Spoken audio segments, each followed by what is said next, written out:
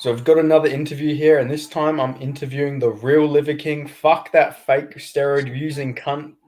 We got the real Liver King right here. I'm joined by Charles Joyner, who, if you watch his fights, all of his wins, he's just, I don't know. He's got some problem with these guys' livers, but he's shutting all these guys down with the liver shots. So yeah, thank you so much for joining me, man. All good, bro. All good. Yeah. So speak to me about you're coming off your first Cage Warriors fight.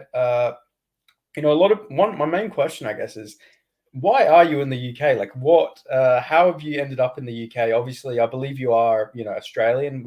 Born and raised, right? Well, so I was born in the UK, so I've got a UK passport, and Okay, yeah, then moved over when I was young. So I've got dual citizenship. So yeah, and then the reason I came over to the UK was it was just during COVID, the COVID lockdowns in 2021 in Australia when it got pretty ridiculous, and I didn't know how long it was going to last for, so I just thought, oh, I've got the British passport, so I'm just going to go to the UK, which had just opened up, and I knew that fight shows were happening, and I just thought, yeah, I'm just going to come and just have a crack over here, and I've been here yeah. ever since. So are your parents British or Australian or a mix of both? Or My parents are British, yeah, so yeah, yeah, yeah. yeah, and then so they were both born here, and then we moved over when I was young, and yeah, they're both still in Australia now. Yeah, Yeah, yeah, yeah. Okay, yeah. I was curious about that. Yeah. yeah. Yeah, but so how was the just fighting in Cage Warriors in general? How was that experience? Biggest UK promotion. Was there any like big fight nerves there? You're going to be on UFC Fight Pass, anything like that? No, I think I've fought on some pretty big shows in kickboxing, and Yeah. I think I've got enough experience now where I just feel pretty comfortable in any situation. But so I didn't really have any. I mean, I had the usual pre-fight nerves, but for me, it's not. They're not too sort of substantial. They're pretty.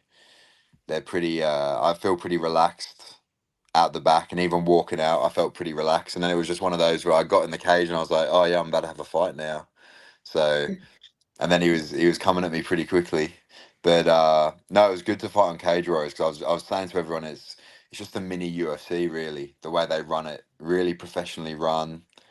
And obviously, loads of big names have fought on there in the past, and it's a proven pathway, to the big shows, and yeah, so yeah, it was awesome to get on there for the first time. Yeah, definitely. And you went in there and you had a great performance as well in that fight. You shut him down with the knee to the liver. Yeah, and just like looking at it, like I know this fight was a light heavyweight, but you did weigh like pretty. You were very light in there. I think you were 202, right, or Mm, 203 for a light heavyweight fight. So mm.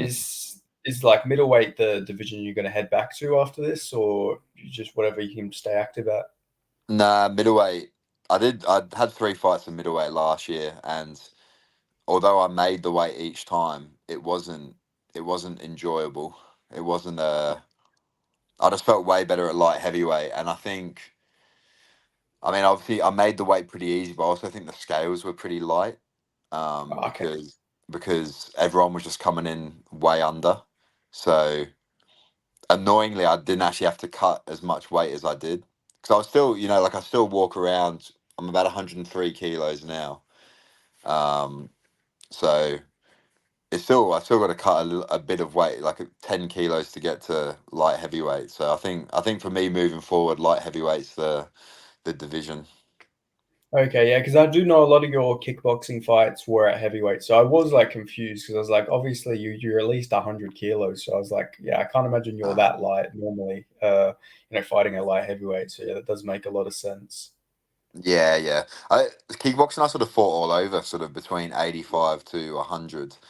But I did. I mean, every time I fought heavier, I felt really good, and yeah, I think I just had this thing in my head that I wanted to be, this ridiculously big middleweight and just be, the tallest middleweight. And because I know that the UFC like a bit of a spectacle as well. So I thought, Yeah, 6'8" middleweight, kickboxer, can strike. So I thought that would be, a good selling point. But I think it just got to the point where, yeah, I just wasn't. I was sacrificing performance to make the weight. So there's just not much point. yeah, definitely. And I believe, like, and correct me if I'm wrong here, but you have been used as like a body and a training partner for like a lot of the big guys in like the Sydney like MMA scene. Like, I believe you've trained with Tai Tuivasa, right? Yeah, yeah, yeah, yeah. Ty, yeah, Ty's one of my training partners back home. Helped him for a few camps. Went to Fight Island with him for Stefan Struve, which is obviously the height. Um, and I mean, trained with Tyson Pedro as well. I've trained with Tom Aspinall over here. So I sort of, yeah, I've always sort of in with the big boys, and I do pretty well with them. I feel like so. Yeah. Yeah. Yeah, no, that's really cool. Yeah, because I noticed a lot of the like guys in the Sydney-based fighters, a lot of the guys follow you. I think a lot of the ATT follow you as well. Did you ever train at ATT? Yeah, yeah. When I was sort of first coming up in kickboxing, I always used to go and spar with the ATT boys. And even when I hadn't been training very long, I used to go there, and I just used to get beat up. And but I sort of stuck with it, and then yeah, they're always really welcoming. Ashkan and Suman just welcome me into the gym, and yeah, I fought on their show Urban Fight Night as well, kickboxing. So. But I think they used to take me down sometimes when I was only doing kickboxing. I just sort of just didn't know what to do, so they'd just take me down and submit me. But I'd just be, yeah, it was good. It was good. I feel like I got a lot tougher going and training there, and it was always good rounds. Like sometimes they'd chuck on.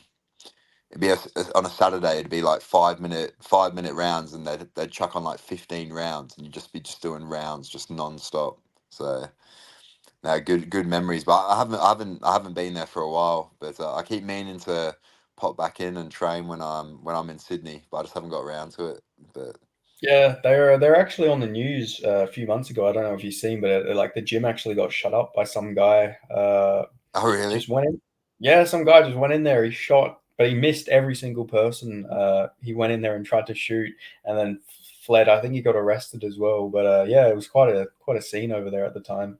No, I didn't even hear about that. But I mean, they're literally right next to a police station. Yeah, So yeah, exactly. Like, bit of a stupid thing to do, to be honest. Like, yeah, shooting at a definitely. gym is stupid, but to do it right next to a police station, I like, know. I don't know, double stupid, but takes, I guess, some balls, but like, it's pretty But yeah, fucking stupid. I guess Yeah. there's a fine line between like courage and stupidity, isn't there? Yeah, yeah, definitely. Is there like an opponent you're looking at next? Obviously, the Cage Warriors light heavyweight scene, I can imagine, is massive, but I'd imagine Cage Warriors is probably where you are going to fight moving forward, right? Yeah, yeah, I think that's what I'm looking at. I'm contracted them for my next fight as well. But I mean, regardless of that, I think it's a great promotion to fight on. You get a lot of exposure. You get that big fight feel when you're on there, and everything's run really professionally. So yeah, moving forward, I'll fight on there. I haven't really got an opponent in mind, just whoever they want to give me really, and just to keep on moving up the ranks and making a bit of noise, and obviously just trying to get the eyes of the big shows on me as well. Yeah, definitely. A fight I wouldn't mind seeing, and I'm not sure what division. I think he floats between weight classes. I think he goes from middleweight to light heavyweight. But I'd like to see you versus Darren Stewart. I feel like that's a good test. If Yeah, UFC yeah, vet as well, I feel like that'd be a cool fight. That's like a good fight you can learn like a lot in as well. Especially if you go beat him, that's like put your name out there quite a lot as well. I reckon.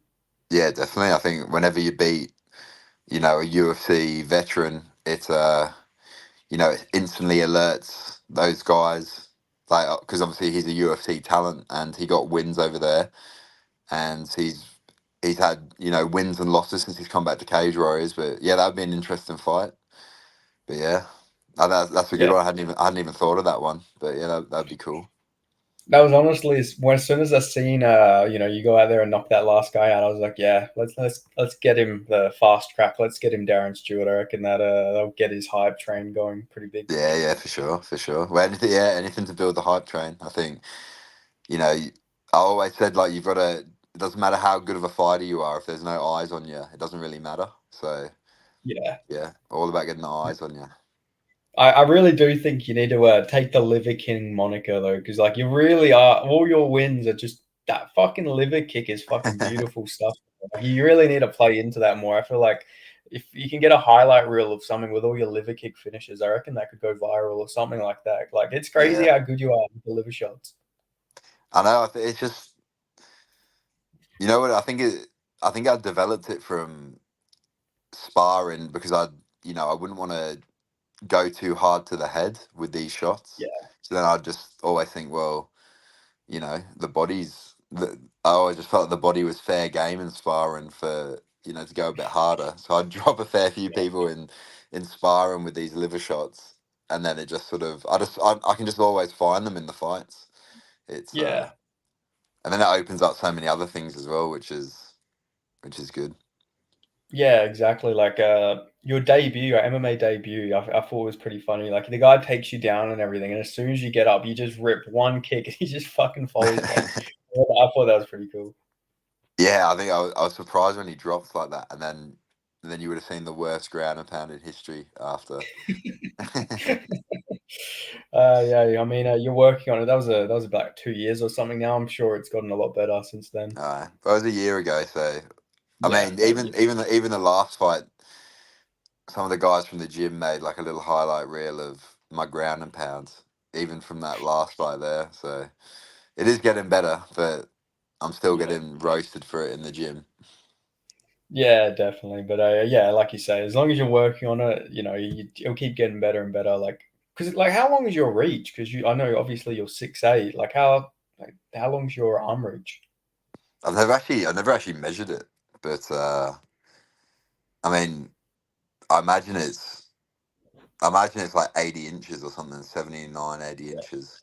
I think my leg reach is like, I'm just like all legs. My Yeah, legs are just like so long. I think like I remember someone measured my legs and they said that it was like the equivalent of someone that was say like 7 foot, 7 foot two. Do you know what I mean? If my upper body was in proportion as well. So my legs are just ridiculous. But so yeah. I utilize those pretty well. I would imagine like the triangle is probably like your favorite submission to practice, right? Like, I feel like you probably get quite a few of them just having the longer legs and everything like that. Like, that'd be a pretty good asset, right? I know obviously you're kickboxer and everything, but would like your grappling improving and everything like that since you've started MMA? I'd imagine that's probably your like main submission. Uh, to be honest, I mean, a lot of the stuff that we do is like not really like trying to stay away from going to the back. Oh yeah, So, uh, I mean, I definitely feel comfortable with it, but I feel sometimes as well just having long so. I feel I can get to the position well, but then sometimes because my legs are so long, it's hard to finish because there's more space. But yeah, sometimes I feel like my legs gas out from just trying to squeeze. But no, I think with my grappling, it's more sort of that position that I got into in the last fight where I was in half guard in a pretty strong position, just chipping away with punches. Those are sort of what we focus on with grappling at the gym okay, because yeah, I, that makes I sense. think it's just like a safer. And then even if I do get taken down, it's sort of being able to scramble back up like from turtle and stuff like that. So I never really find myself on my back too much unless I'm doing a specific jiu-jitsu class, but a lot of the stuff we do is really MMA specific, just sort of trying to fast track everything. So Yeah, yeah, and I agree. I feel like that's a smarter thing to do. I feel like working off your back is like getting so much harder and harder to do at this point. It feels like so. That is probably the best way to go is to focus on the get ups and the sprawls and stuff like that. yeah, I think so because you could do. I think the old school way of doing MMA is you do say kickboxing by itself, you do BJJ by itself, you do wrestling by itself, and then it's kind of hard to mesh them all together. But with Yeah, the gym I'm at, TFT, it's just I think Andrew Fisher is, he's a massive name over in the UK. Probably not as recognised in Australia, but I think soon he'll be recognised as one of the best coaches because he just the way he just meshes everything together and just fast tracks everything and gets us focusing on what's important and all the rules and principles. It's I feel like it's just fast tracked my MMA development. So yeah, I'm really yeah, lucky. definitely. Jim. Yeah, if you do watch your fights, you can see like every fight it does seem like your grappling and takedown defense does improve quite a lot. And honestly, I thought you won that one fight you lost. By the way, I don't know how like the commentary wasn't saying that should have been like at least a split. Like I thought you did really good in that fight. I feel like the commentary didn't give you enough respect in that one. Yeah, cheers. I think it like depends, what they're looking for. I think there were Jordan got quite a few takedowns, but I felt he didn't really do much with him, and I was getting back up. Yeah, I think that was I think I was doing all the damage on the feet as well, especially in the yeah, first and second rounds. But I think as well that was the fight where I realized that middleweight was my yeah, first MMA fight. I felt great, and I didn't feel the weight cut at all because it only lasted 90 seconds. But then going 15 minutes in a high paced fight, I really felt the weight cut. And my kickboxing fights, I would never really get gassed out. My gas tank is really good, and I just felt there. I could just even just defending the wrestling and getting back to my feet. I just felt absolutely just knackered. So I think that was also sort of one of the reasons why I thought light heavyweight would be the way to go moving forward. yeah, definitely. It's weird how they do like decide how to judge sometimes. Like I thought on damage that should have got you the fight because damage, is the number one scoring criteria. But some of them will just see like a takedown for like maybe 20 seconds and then Mm, no damage or ground and pound, and you get up and you land a bunch of good strikes and they'll give it to him. Like I thought it was a bit weird, but I guess I can sort of see their argument there. no, But you know what? Like after the fight, I didn't feel like I'd won because I just felt exhausted and I just felt he ended the fight quite well. So afterwards, I was just feeling like just. But I mean, quite a few people have said they thought that I won, and it's one of those though where it's like I just feel it was a close fight. I learned so much from it. I feel like I've improved massively, and it opened my eyes to a few things. So it was all positives really. And then I think with MMA, you don't have to have a perfect record. I yeah, mean, exactly. you look at someone like Charles Oliveira. I mean, I think he probably had like 10 losses, and he became UFC champion. So Yeah, yeah, it's exactly. yeah, it's just one of those. Everything happens for a reason.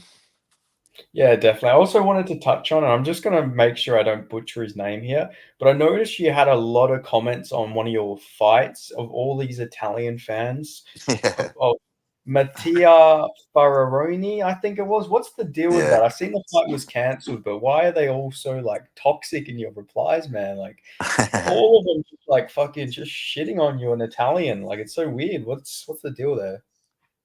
So I did end up fighting him at the end of 2022, and he's just for some reason he's a really famous kickboxer in Italy. And Italy seem to do this where they'll have a few fighters and they just become super famous, and the Italian fans are just so patriotic and passionate. Like it's just unbelievable because as soon as that fight was announced, I was just getting messages and comments and then so the first fight was supposed to be June of 2022, and we had the weigh-in. uh I turned the weigh-in was massive. It was in front of the Colosseum. They sort of had this packed out venue. I think it was 5,000 people. And then I get to the venue and the promoter tells me that the fight's been cancelled because he's had health issues overnight. which fair enough.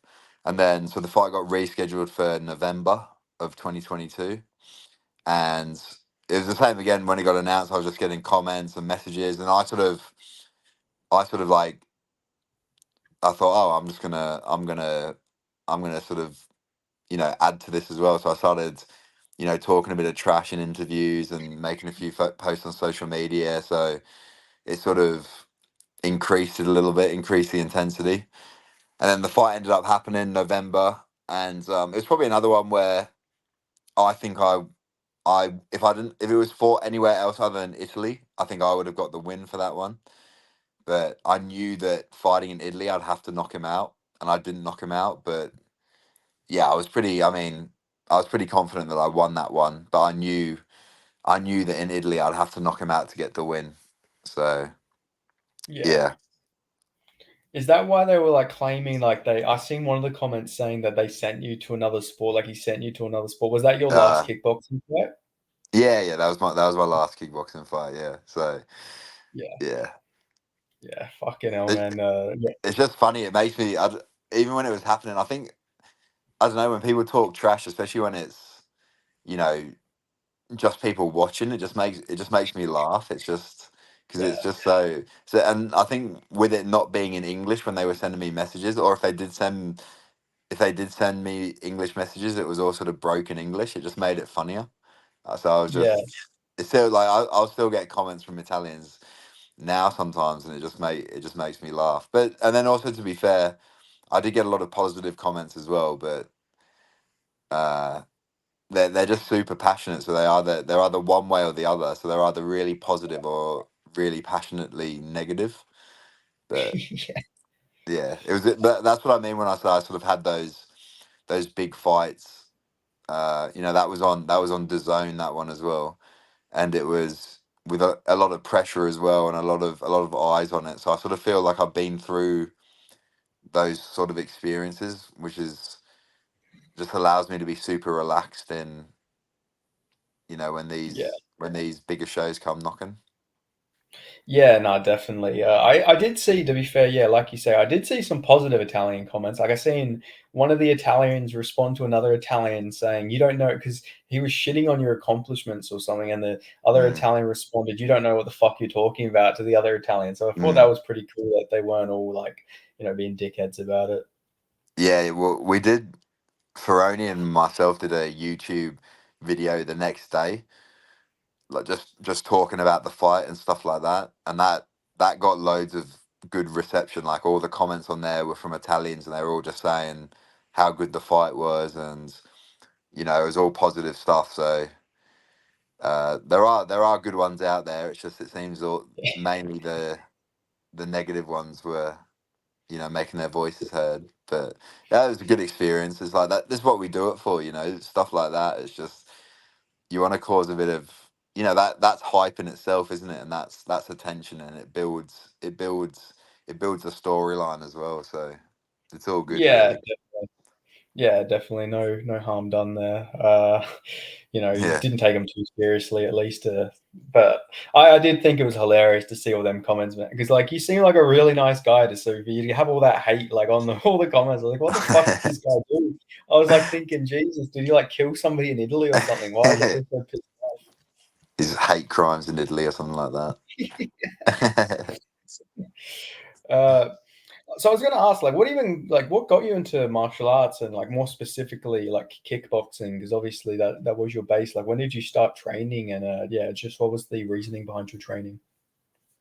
I mean, to be honest, it was the moment that sort of sparked my interest in it was when McGregor knocked out Jose Aldo, and I'd never done any training beforehand. I never really had an interest in it, but I got sucked into all the hype with McGregor before that fight, and then I went to go and watch that fight just on a break from work, and it was just mind blowing just seeing that and the reaction that he got, and just the skill. And I just thought, oh, I just want to learn how to strike. So I looked up a local kickboxing gym, and Evolution Gym, which is where we had some confusion before, came up, Yeah, which is in Castle Hill in Sydney, and it was a gym that didn't really have any fighters, and I started training there, and it didn't have any fighters, but the coach was just real Adrian Adazada, who's still a good friend of mine, and I still go and train with him when I'm back in Sydney, and he just was really knowledgeable and a really good coach, and I meshed with him really well. And then I just started training and improving, and because I was getting better, he started putting me in fights, and then I just sort of took over the Australian kickboxing scene, and yeah, but I think, and then as I was getting better as a kickboxer, I was being asked to spar with some UFC guys, and then I got the opportunity to go with Ty to fight Ireland, and I think that really sort of consolidated in my mind that MMA was the path that I wanted to go down, and to get to the yeah. UFC. Yeah, definitely. It always seems to start with McGregor. All the guys I've interviewed recently, it always starts with McGregor. Like people can say what they want about him, but I'm glad the influence he has brought on the sport Oh because yeah, all the guys that he's brought in, you've all got really sick, fluid striking styles. Yeah, like at least he's not bringing in boring fighters. You can never claim that about Conor McGregor. no, he genuinely influenced a generation of people, Yeah, I think, and I think as time goes on, there'll be more and more people that were saying, "Oh yeah, I was influenced by him." It's sort of this generation that's coming through now. It seems is the one that was influenced by him. I'd say. yeah, definitely. Like because you look at some of the guys coming up, you definitely can tell like Sean O'Malley's definitely got some influence from Connor, like Yeah, Ilya Taporia, like Ian Gary. Obviously his whole fucking life is replicated of yeah, Conor McGregor's, but like so yeah, many guys coming up, it's cool to see. Even some of the guys like even like Paddy Pimblett's like trash talks pretty similar to McGregor. I would say fight wise he's very similar, but yeah. Fought on Cage Warriors as well.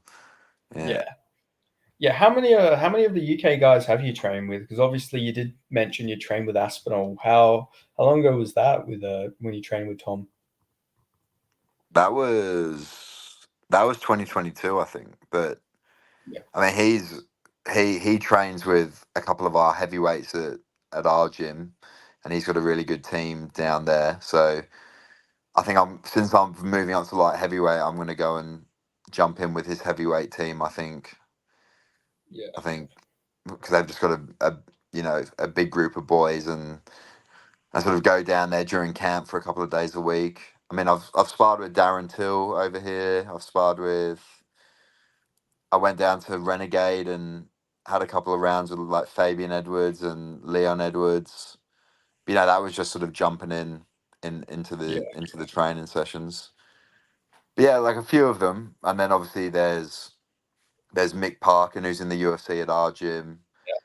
Phil DeFries who's one of the best heavyweights in the world at our gym as well, and then yeah, so a few of the guys. I mean, I guess the thing with the UK is there's just so many more people and so many more people to train with. So it seems that there's so many more people actually doing MMA than there is in Australia as well. So yeah, the community's a bit bigger. I think. yeah, definitely. Yeah. Yeah, yeah, like, and how do you feel about the whole like Tom Aspinall like interim champion situation? Like, it's fucking insane that he has Mm, to redefend that interim belt. Like I obviously John Jones has done a lot for the sport, but like it's got to be one of the clearest ducks I've ever seen in like UFC history, mm. where like he doesn't want anything to do with Tom Aspinall. It feels like, I know. Yeah, I think so, and I think John Jones can paint it however he wants, which is what he's doing. But I mean, in reality, he just does not want to fight him. I yeah, think I think, and you can understand why, because I think John Jones I think his body is probably he's feeling his body now, and he's feeling he's had a long career, and you know he he's notorious for not having looked after his body as well. So yeah, he's probably he's getting he's 37 or something. He's probably feeling it a bit, and yeah, I think Tom is just coming into his prime, and it's just a horrible matchup for him. So I think it's probably all good for Tom though, really, because everyone knows what's going on, so it sort of just gives Tom that sort of that aura a bit more as well, doesn't it? That you know Yeah, the goat doesn't want to fight him.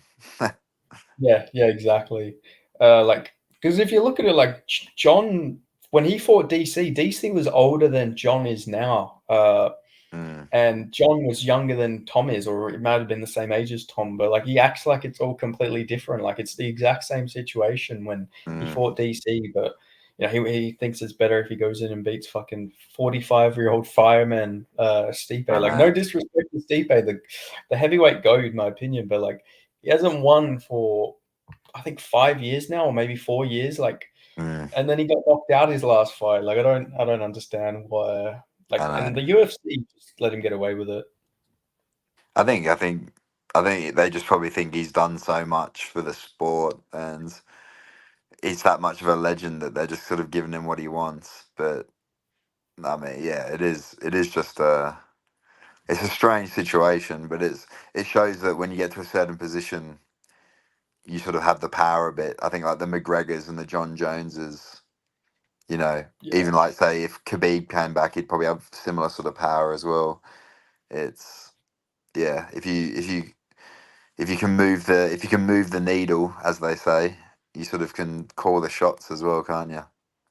yeah, definitely, man. You look at like a lot of even some of these Dagestani fighters that aren't like really big names, they seem to have like needle power just because like they bring in that market. Like you see, like Magomed Mm, Ankalaev, he was like he's been pushing to get that fight in Abu Dhabi, but like Alex Pereira is like the one guy who's just like, no, fuck you, I'm just gonna go fight someone earlier, and like it's actually mm, working. But you see with yeah, all of these guys, they all seem to get their way, but it's the one time I've ever seen a Dagestani fighter just get straight up told no, which was pretty I cool to know. see. I think the UFC wants that sort of Saudi Arabia, you know, Yeah, UAE money invested into it, and they know that the Muslim Islamic fighters are the way to get that as well. So it's interesting the politics, isn't it, of it? And I mean, all the Dagestani and the Russian guys are sort of doing it the smart way as well. I think they're managed really well. But yeah, it's crazy. They're all pretty much under the same guy as well. Like that's you can say what you want about Ali. He's a bit of controversial, but he is a fucking good manager. It seems like yeah, he gets all these guys all the good opportunities. definitely, definitely. Yeah. Do you have like a favorite fighter in the UFC currently? I would imagine, like I'm not assuming anything, but I imagine like the kickboxer type guys are probably like the fighters you look up to a bit more, like the Izzies, the Pahayas, maybe. Yeah, yeah. I enjoy watching the strikers. I think, yeah. I mean, I wouldn't say I have a favorite fighter anymore. I definitely did when I was first starting out, and you idolize these guys that are at the pinnacle of it. But I feel now I just sort of look at everyone as peers and sort of people that I can learn from. But I do like watching the obviously yeah Pereira, Adesanya, O'Malley, seeing how they deal with the grapplers as well. But I also like watching the grapplers. I really like Arman Sarukian, Yeah. you know, Benil Dariush, people like that that use their grappling. Even I mean, one of my favorite fights to watch is Sarukian and Islam Makachev. Yeah. Yeah, so Yeah. even like Charles Oliveira, I think he's got a cool style. I feel the more that I'm training MMA, I'm just into the thinking myself as an MMA fighter, not just a striker. But I think my striking will always be the bread and butter, as they say. Yeah, definitely. Yeah, talking about like that, yeah, like there is some really good grappling fights, especially with Armin, like you say, like Gamrot versus Armin is probably one of my favorite just grappling fights because Yeah, of the sprawls and stuff like that. Benil Dariush versus Gamrot, like just the sprawling. Like I feel like sprawling is such an underrated part of MMA. Like when the guys will like Granby back and forth and like mm, just it's like the floor is lava for some of these guys. It's I love yeah, watching like takedown defense like that. I reckon that always yeah, looks pretty cool. yeah. Those scrambles are just crazy. It's just, and I think people that maybe haven't trained it don't really understand what they're looking at. But when you're seeing it live and how they're just sort of reacting. They're definitely not thinking; they're just reacting to things that are going on. It's cool to see. Yeah, it's like there's some real flow grappling there. Yeah, definitely. Do you have like a dream fight maybe then? Like, a guy you'd love to fight once you get to the UFC? Um, Someone I'd love to fight.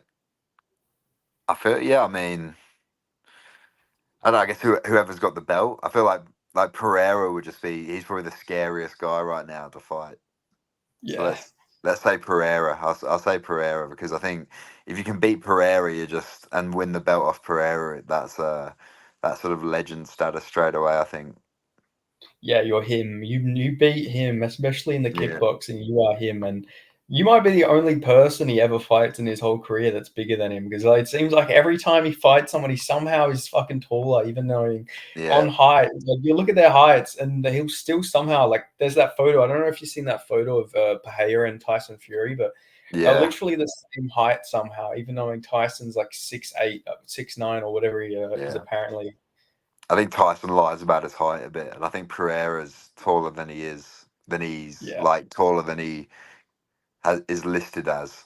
But yeah. I think he Pereira fights really tall as well. He's like, which is sort of against what people say to do in MMA, but he's pulling it off. Yeah, I know. Like, it is weird. Like, his style's always been really weird. Like, watching his fights, like he's just so unorthodox, but he's just so tall and powerful. Yeah. I guess he can get away with it because, like, I don't know. He's fucking scary, man. Like, especially like if you're in the cage staring back at him, I feel like that's just a crazy moment. Like, your adrenaline would probably be going crazy, right? Oh yeah. You just feel like you're facing off with an Amazonian warrior, don't you? Yeah, He's legit. yeah, yeah. I feel like you versus Yuri as well. I feel like that'd be pretty cool as well. Yuri's a fucking warrior as well, the Czech warrior. Mm. Like, I feel like yeah, there's some really cool fights, I reckon, in that light heavyweight division, especially, with the striking as well. Yeah, Jamala Hill, I think as well. Khalil Roundtree, Carlos Ulberg. I think Yeah. they're all. I feel it's quite a striking heavy division, which is cool. Yeah, definitely. I feel like the highest ranked grappler at this point is like Nikita Krylov or something like that. Like there's not really too Yeah, many coming, which is Ankalaev. Would you say Ankalaev's a grappler, or is he? Would you say he's he's more? a striker. That's what a lot of people think Mm, he's just because he's like out of Dagestan, he is a grappler, but he's actually a striker, like for first and foremost. Only time he's ever really grappled was against Jan Blakovic, and mm, that's because Jan's got pretty bad takedown defense, but he's mm. still, yeah, he's not really too much of a wrestler. Yeah, I guess he can. It's in his wheel, like house. He can Yeah, go to it. He's definitely more of a striker, I'd say. yeah. Okay. I know. I think it's a good division for me. Yeah, Um, so just need to get there. Just need to get there. yeah, yeah, exactly. You keep killing these guys' livers, and you'll definitely be there quick, I reckon. No, that's the plan. That's the plan. Do you have like a prediction for like Carlos Olberg versus Jamal Hill since that fight just got booked? I don't know. I mean, Hill's just sort of recently been knocked out, and Allberg's coming off a good win. It is quite a step up in class for Allberg, but then I mean he trains with some great people, so I don't know. I think it could be just one of those that goes to a decision. Yeah, I don't know, but interestingly, I guess the shot that finished Hill, that Pereira used, which is the left hook. That's also one of Allberg's best weapons, Yeah, if not his best weapon. So that's an interesting comparison. But I feel like I never predict fights because I just feel like there's just so many things that can happen in a fight. It's just yeah, it's just how can you predict it? But but I definitely. did I did predict that Pereira would knock out Hill. I was quite satisfied with that one. Yeah, I was very confident in that. Normally, I don't get too confident when it comes to like heavier weight class, like title fights and stuff like that. Mm, But I just fought that style that Jamal fights in was just like tailor made for Pereira's leg kicks. And is, especially once Pereira gets his timing as well with like the 1-2 to the body, that's when the left hook's coming. And he seemed to get that read on Jamal Hill so quickly as well. Mm. I just knew the fight was like, yeah, I thought it was over as soon as he got that 1-2 to the body read. Yeah, I think as well. I just felt it was blasphemous that Hill was thinking he could strike with him because Pereira is, you know, potentially the one of the greatest, probably potentially the greatest kickboxer of all time, and it was just it's just blasphemous that Hill thought he'd be able to strike with him. So it was quite satisfying that he just shut him down pretty easily. Yeah, like I honestly, I thought he would get it done like pretty easy, but I didn't think it'd be that easy. Like I thought maybe Yeah. Jamal would be able to take a few more shots because he's shown to be very durable, but like Mm. Page's just that fucking power is on like a different level. Yeah, he's built different, as they say. He's crazy. Yeah, definitely.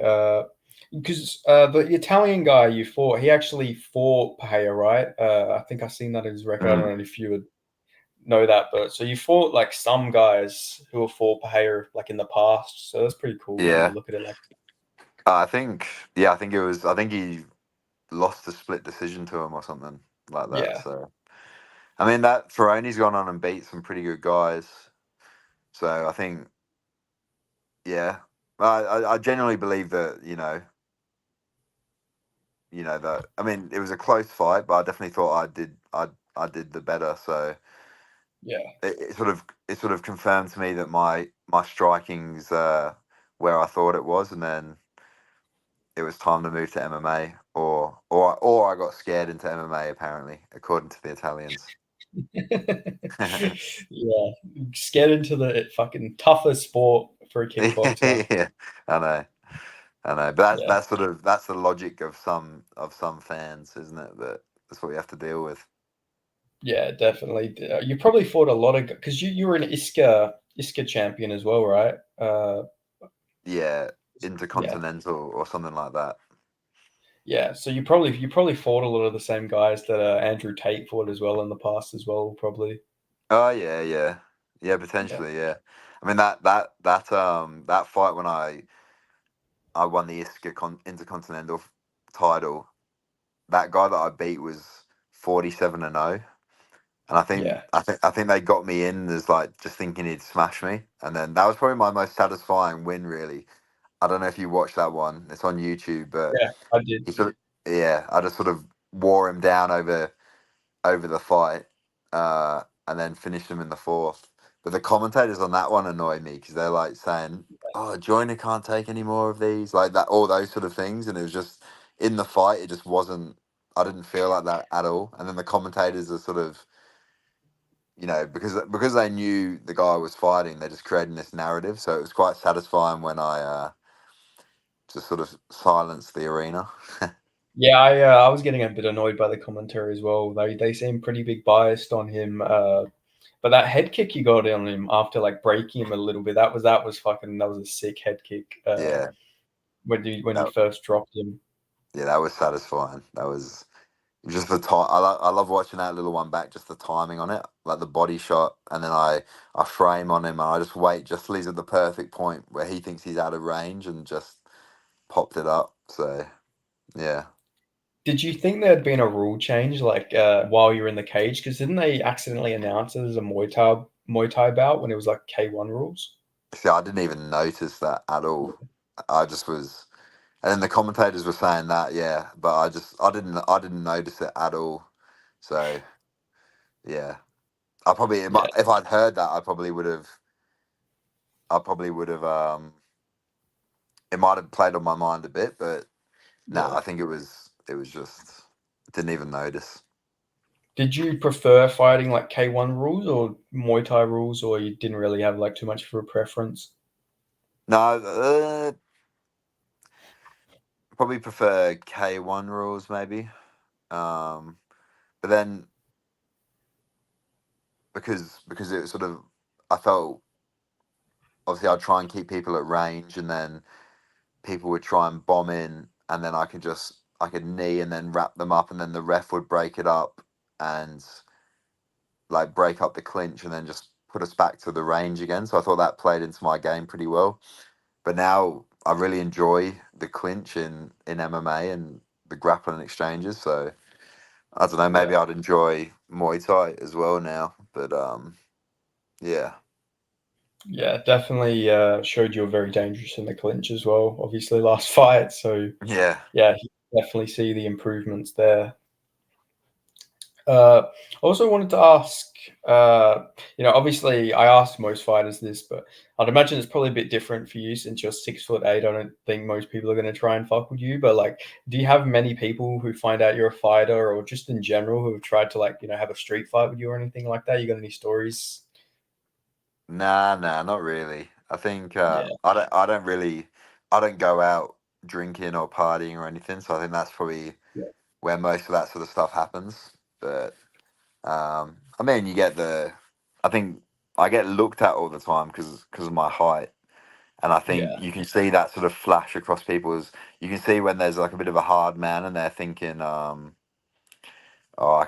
he's tall, but I could smash him." Like you can just see that look on people's egos getting flared up. But I tend just to, if someone's staring at me, I'll just walk the other way because I just feel like no good can come of it, and then Yeah, it's definitely. it can just ruin my career either way. So it's Yeah. uh and I feel I don't know, I feel like I don't really need to prove myself to them. And then I always just think it'll be funny one day if they just see me in the UFC or something like that and they recognise me as that, the person that they Yeah. were trying to Yeah, stare exactly. at or Like you something. said. Like you say, like you could go in there and you could beat the shit out of them, but like you could kill them or something. It could ruin your Yeah. life. You could lose your fight license. Like yeah, like you say, there's not many benefits that come from it, except for knocking them the fuck out. Yeah. But I think that'll there's be a probably there's some situations where maybe self-defense, or if you're yeah, defending exactly. someone else that's more vulnerable than you, that it's just necessary. But if it's just like, if it's just someone staring at me and just or like saying stuff to me, it's just nah, what's the point?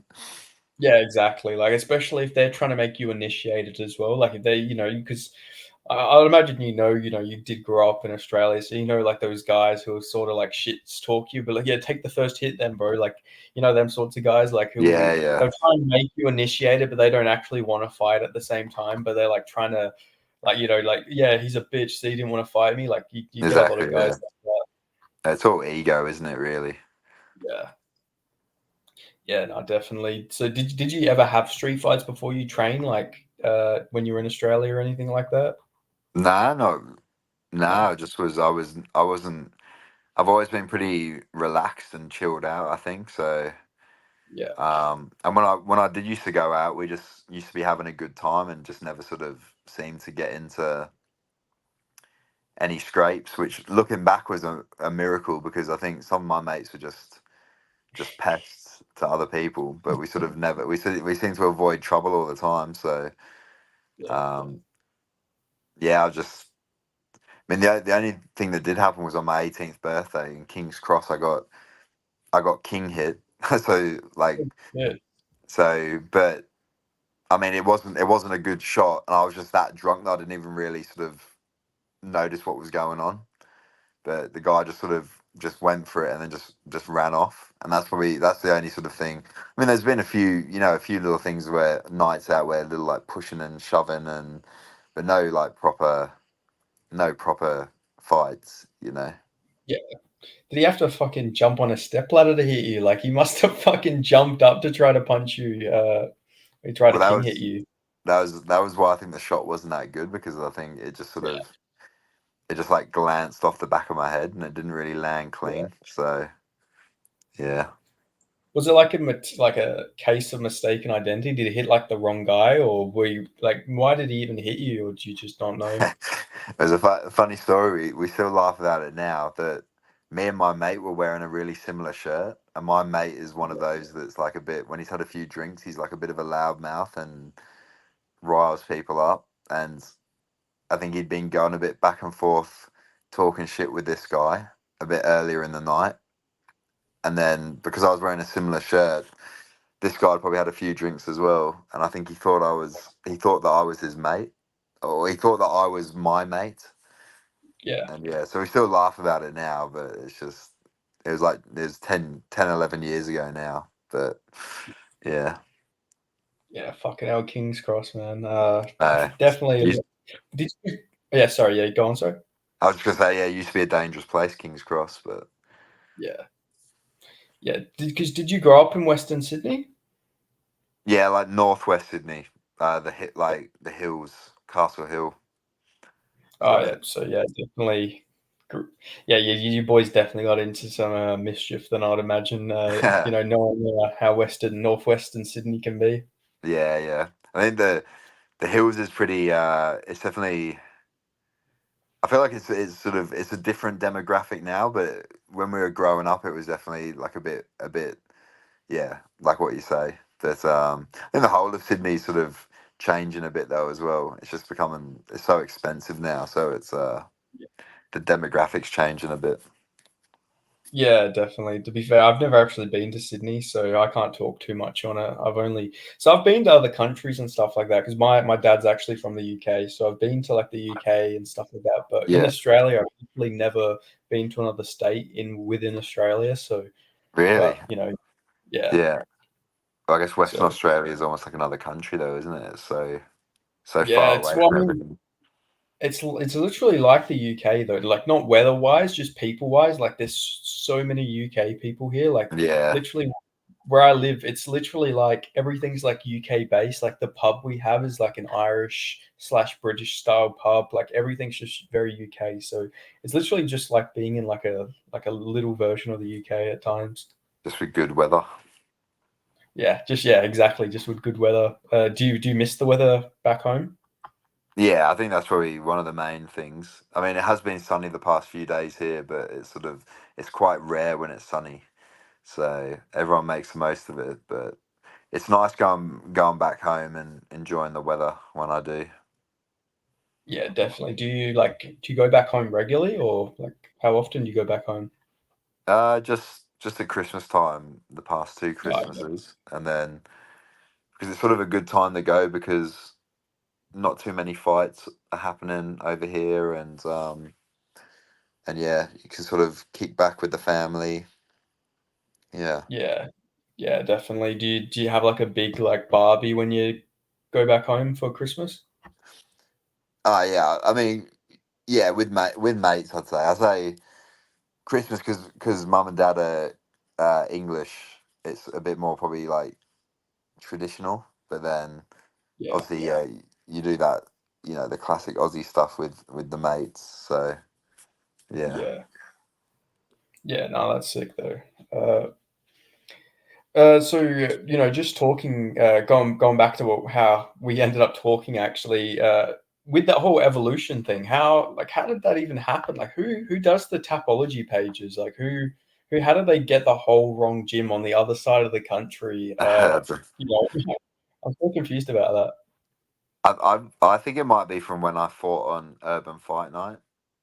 Yeah, Um, I don't know if because I think my topology just sort of appeared then, and that was yeah, 2018 or something.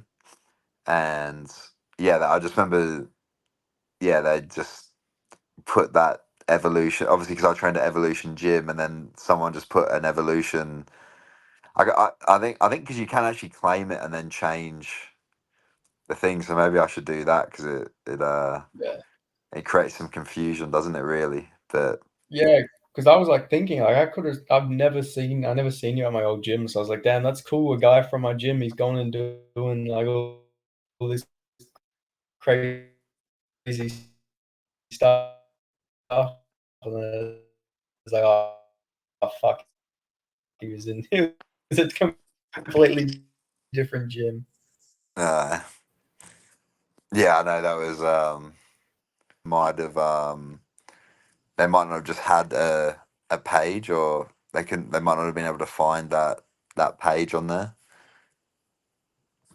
Yeah, yeah, I guess that makes sense. Then, uh, just before we go, is there like any sponsors or anyone you want to shout out or anything like that? I guess just the gym I'm at here, TFT, and then I still have my same strength and conditioning coach from back home, Ethos Performance, who works with a lot of the guys, and yeah, just shout out to my friends and family who support me on this journey. Yeah, awesome.